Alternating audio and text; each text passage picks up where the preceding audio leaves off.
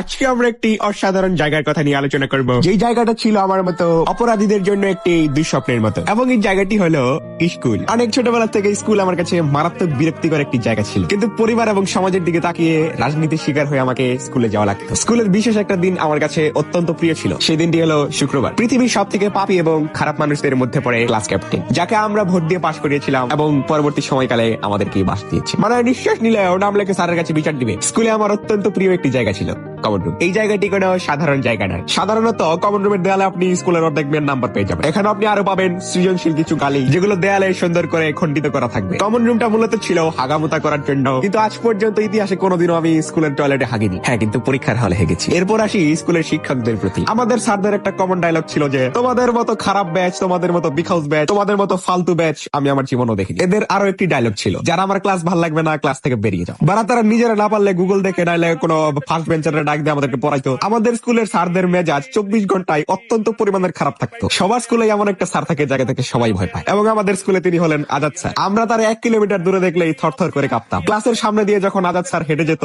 একবারে সব ক্লাস যেন চুপ। আরো একটা স্যার অবশ্যই থাকবে যিনি সবসময় গপ্প মারে। 40 মিনিটের ক্লাসের মধ্যে 39 মিনিটই শুধু তিনি নিজের সুনাম করতেন। সবার স্কুলে একটা নিরীহ স্যার অবশ্যই থাকবে, যাকে সবাই পছন্দ করে। তার ক্লাসে আমরা পিছনের বেঞ্চে বসে মুক্তিযুদ্ধ করলেও তিনি কিছু বলতেন না। স্কুল জীবনের আরো একটি দুঃস্বপ্ন ছিল পরীক্ষা, যেখানে আপনি শান্তি মতো ক্লাস করছেন, পিছনের বেঞ্চে বসে বন্ধুর বিচিতে টোকা মারছেন। ঠিক তখনই মুখে শয়তানি হাসি নিয়ে একজন নোটিশ নিয়ে আসলো, অমুক দিন থেকে পরীক্ষা শুরু হবে। যেখানে আদর্শ ছাত্ররা 2-3 বার করে সিলেবাস শেষ করে ফেলেছে, সেখানে আপনি বইয়ের কয়টা অধ্যায় তাই জানেন না। স্কুল জীবনে আমার আরেকটি প্রিয় জিনিস ছিল সাংস্কৃতিক অনুষ্ঠান, যেখানে বিভিন্ন গরু ছাগল এক হতো। স্কুলের শিক্ষকদের পোলাপানের চুল নিয়ে অনেক সমস্যা ছিল। তারা যেহেতু টাকলা, আমাদেরকে চুল রাখতে দিতেন। প্রত্যেকদিন ক্লাসে চুল চেক করা হতো, কারণ চুল যদি বড় থাকে উদুম কেলানি দেওয়া হতো। স্কুল কামাই দেওয়ার জন্য কমন অজুহাত ছিল জ্বর এবং পেট ব্যথা। বলতে ভুলে গিয়েছি, আমাদের কমন রুমে আরেকটা জিনিস হতো, পোলাপান কমন রুমে যে বেরি খেত। মাঝে মাঝে স্যাররা রেডিও দিত। আজ পর্যন্ত স্কুলে মোবাইল নিয়ে ধরা পড়েছেন নাকি কমেন্টে জানাবেন। অধিকাংশ মানুষের স্কুল জীবনে একটা না একটা প্রেম থাকতো, কিন্তু আমার মতো মানুষের ক্ষেত্রে সেই প্রেমটা হতে পারে ওয়ান সাইড লাভ। আমি আমার সেই একতরফা প্রেমের জন্য সায়েন্স নিয়েছিলাম এবং তার দেখা দেখি প্রাইভেটে ভর্তি হয়েছিলাম।